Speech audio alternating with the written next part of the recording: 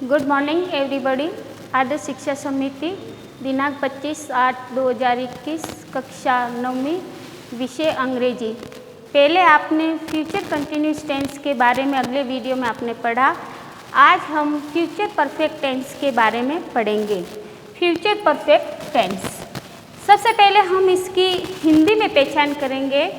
तो हिंदी वाक्य के अंत में चुका होगा, चुकी होगी, चुके होंगे या चुकेगा, चुकेगी, चुकेंगे या फिर कोई काम कर लिया होगा आदि शब्द आते हैं। अब हम इंग्लिश में पहचान करने के लिए इंग्लिश के सेंटेंस में हम कैसे पहचानेंगे तो उसको हेल्पिंग वर्ब हम देखेंगे। ठीक है, तो फ्यूचर परफेक्ट टेंस की हेल्पिंग वर्ब है विल हैव और शैल हैव। विल हैव और शैल हैव। विल का प्रयोग आपको पता है, पूर्व में आप टेंस में पढ़ चुके हैं कि विल का प्रयोग और शैल का प्रयोग किस किस के साथ में होता है और हैव उसके साथ में लग जाता है। तो विल हैव का प्रयोग और शैल हैव का प्रयोग, तो शैल हैव का प्रयोग आई और वी के साथ में होता है और विल हैव का प्रयोग ही, सी, इट और दे के साथ में, यू के साथ में और सिंगुलर नाउन जो आएगा उसके साथ में हो जाएगा। जो भी नाउन नेम्स आएंगे उनके साथ में विल हैव का प्रयोग होगा। आई और वी के साथ में केवल शैल और हैव का ही प्रयोग होगा। ये टेंस के अंदर हम देखेंगे कि आई और वी के साथ में शैल हैव का प्रयोग होगा। उसी प्रकार के अगर हम मॉडल एक्सक्लूसिव में पढ़ेंगे तो आई और वी के साथ में विल का प्रयोग होता है और बाकी के साथ में शैल का प्रयोग होगा। लेकिन अभी हम टेंस के बारे में पढ़ रहे हैं तो टेंस के अंदर आई और वी के साथ में ही शैल हैव का प्रयोग होगा। ठीक है, इसी प्रकार से हम अब अफर्मेटिव सेंटेंस के बारे में पढ़ेंगे। तो इसका पहले हम पैटर्न देखेंगे, किस प्रकार से हिंदी ट्रांसलेट को इंग्लिश में किया जाता है या किस प्रकार से उसका वाक्य बनाया जाता है। तो इसका हम पहले पैटर्न देखेंगे। तो सबसे पहले हम सब्जेक्ट लेंगे और इसके बाद में हम हेल्पिंग वर्ब लेंगे। तो इसकी टेंस है, टेंस के अंदर हेल्पिंग वर्ब है विल हैव और shall have plus main verb की थर्ड फॉर्म का इसमें प्रयोग होता है।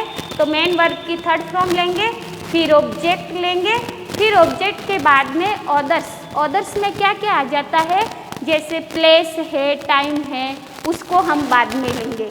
इस प्रकार से जैसे हिंदी के एग्जाम्पल हम देखेंगे कि राम खाना खा चुका होगा, तो पीछे हिंदी वाक्य में पीछे क्या आया, चुका होगा। तो हम इसको पहचानेंगे कि ये फ्यूचर परफेक्ट टेंस है।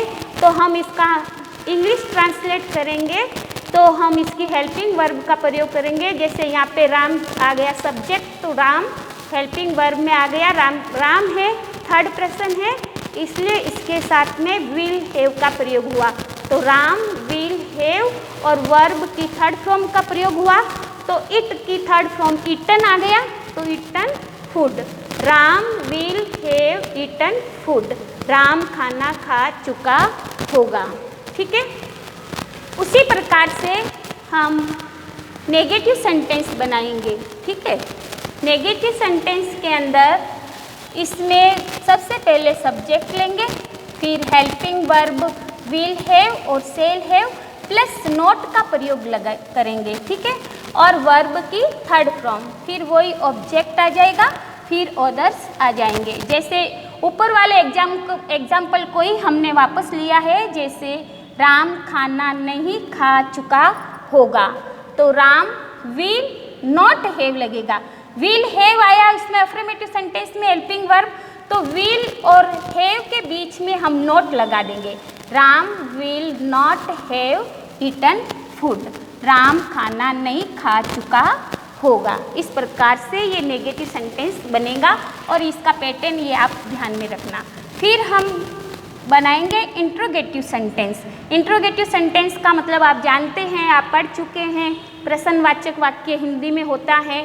तो इंट्रोगेटिव सेंटेंस बनाने के लिए इंट्रोगेटिव सेंटेंस दो प्रकार से बनता है, एक तो हेल्पिंग वर्ब से बनता है, एक WH वर्ड से बनता है। WH वर्ड्स कौन कौन से होते हैं ये आपको ज्ञात ही होगा, हम पिछली कक्षाओं में भी पढ़ चुके हैं और पिछले आप टेंस में भी पढ़ते आ रहे हैं, जैसे व्हाट, व्हाई, हु, हुज, विच, और H में आ जाते हैं how many, how far, how long, ये सभी WH वर्ड्स में आते हैं।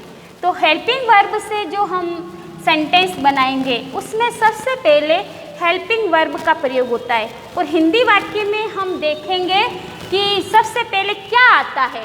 तो सबसे पहले क्या आता है तो हम उसमें हेल्पिंग वर्ब का प्रयोग करेंगे। तो यहाँ पे सबसे पहले देखिए, क्या राम खाना खा चुका होगा, तो पीछे आया है चुका होगा यानी कि फ्यूचर परफेक्ट टेंस है, और आगे आया है क्या, तो हम इसमें हेल्पिंग वर्ब का प्रयोग करेंगे। तो इस टेंस की हेल्पिंग वर्ब विल है और सेल है। तो राम थर्ड पर्सन है तो थर्ड पर्सन के साथ में विल आया है, विल, और इसका जब पैटर्न बनाएंगे तो हेल्पिंग वर्ब में विल सेल को आगे ले लेंगे, फिर सब्जेक्ट लेंगे, फिर हैव आएगा, फिर वर्ब की थर्ड फॉर्म आएगी, फिर ऑब्जेक्ट आएगा, फिर अदर्स आएंगे और पीछे क्वेश्चन मार्क्स लगाएंगे। जैसे एग्जाम्पल के तौर पे, क्या राम खाना खा चुका होगा, तो विल और सब्जेक्ट बीच में आ गया राम, उसके बाद में ये हैव आया है, will Ram have eaten food. इसी प्रकार से हम WH वर्ड से जो इंट्रोगेटिव सेंटेंस बनाएंगे तो सबसे पहले हम WH वर्ड्स लेंगे। जैसे हिंदी वाक्य में जब हम हेल्पिंग वर्ब का प्रयोग करते हैं तो क्या जो है हिंदी वाक्य में आगे आता है, और WH वर्ड्स का जब हम हिंदी वाक्य में प्रयोग करते हैं तो क्या है, जो भी WH वर्ड्स है, क्या, कौन, कैसे, कहाँ, तो ये कितना, कितनी, ये सभी हिंदी वाक्य के बीच में आते हैं। तो WH वर्ड्स में देखिए, राम क्या खा चुका होगा, तो क्या जो है वो बीच में आया है, और हेल्पिंग वर्ब से जो सेंटेंस शुरू हो रहा है वो क्या सबसे आगे आया है। तो WH वर्ड्स में देखिए, राम क्या खा चुका होगा, तो हिंदी वाक्य में क्या जो है बीच में आया। तो जब हम इसकी इंग्लिश ट्रांसलेट करेंगे तो हम WH वर्ड्स को आगे लेंगे। तो यहाँ पे क्या है, तो क्या यानी व्हाट, तो व्हाट आ गया, WH वर्ड्स आ गया, उसके बाद में हेल्पिंग वर्ब विल और सेल, तो राम थर्ड पर्सन है इसलिए हमने विल लिया, फिर सब्जेक्ट आ गया, सब्जेक्ट के बाद में हैव, फिर वर्ब की थर्ड फॉर्म, फिर ऑब्जेक्ट, फिर अदर्स आएंगे। तो इसी प्रकार से देखिए, what Ram will Ram eaten, Ram क्या खा चुका होगा, Ram will, what will Ram have, sorry यहाँ हैव आएगा, हैव ईटन, राम क्या खा चुका होगा। इस प्रकार से हम दो तरह से इंट्रोगेटिव सेंटेंस बनाएंगे, एक हेल्पिंग वर्ब से और एक WH वर्ड से। अब देखिए फ्यूचर परफेक्ट टेंस का यूजेस कहाँ पर होता है।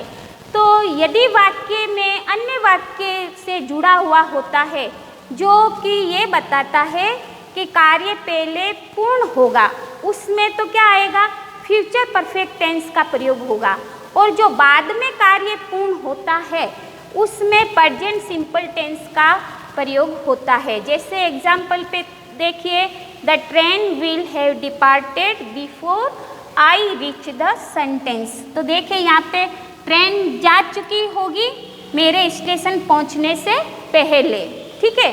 तो यहाँ पे विल हैव और डिपार्टेड आया है, यानी कि सबसे पहले फ्यूचर परफेक्ट टेंस का यहाँ पे प्रयोग हुआ है। उसके बाद में यहाँ पर देखिए वर्ब की फर्स्ट फॉर्म आई है, तो प्रेजेंट सिंपल टेंस का प्रयोग हुआ है। जो कार्य पूर्ण होगा उसको पहले लेते हैं, और जो बाद में पूर्ण होगा उसमें प्रेजेंट सिंपल टेंस का प्रयोग हुआ है। अब इसमें देखिए हमारे एग्ज़ाम में, बोर्ड के एग्ज़ाम में या अन्य वार्षिक परीक्षाएं वगैरह होती है तो हमें एक क्वेश्चन आता, fill the correct form of the verb. तो हम उसको किस प्रकार से फिल करेंगे, किस प्रकार से करेक्ट फॉर्म भरेंगे, तो उसके अंदर हमें कुछ एडवर्ब देखने पड़ते हैं। जैसे इस फ्यूचर परफेक्ट टेंस के जो एडवर्ब है वो ये है, आता है प्लस बाय आता है, by plus tomorrow, by plus the next day, by plus the next night, by plus next week, by plus next month, by plus next year, by plus next time आता है तो हम उसमें future perfect tense की helping verb और main verb का प्रयोग करते हैं। जैसे एग्जाम्पल के तौर पे यहाँ पे देखिए, ही, यहाँ पे ब्लैंक्स आ गया, complete his work by tomorrow.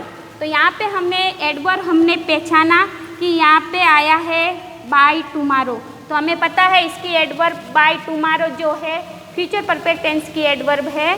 तो यहाँ पर हम फिल इन द ब्लैंक्स में फ्यूचर परफेक्ट टेंस भरेंगे, यानी कि ही आया है तो यहाँ पे ही के साथ में विल लगता है, विल हैव कंप्लीटेड हो जाएगा, कंप्लीटेड। इसी प्रकार से दूसरे अदर्स सेंटेंस भी आ सकते हैं, उसमें बाय नेक्स्ट डे भी आ सकता है, बाय नेक्स्ट नाइट भी आ सकता है, by next week, by next month, by next year, by next time बताता है तो हम उसमें फ्यूचर परफेक्ट टेंस भरेंगे। इस प्रकार से हमें एडवर्ब दे के फिल इन द ब्लैंक्स को फिल करना होता है। और इस प्रकार से हेल्पिंग वर्ब को ध्यान में रखते हुए और इसकी मेन वर्ब को ध्यान में रखते हुए हम इस टेंस को पहचानेंगे और इसको समझेंगे और करेंगे। धन्यवाद।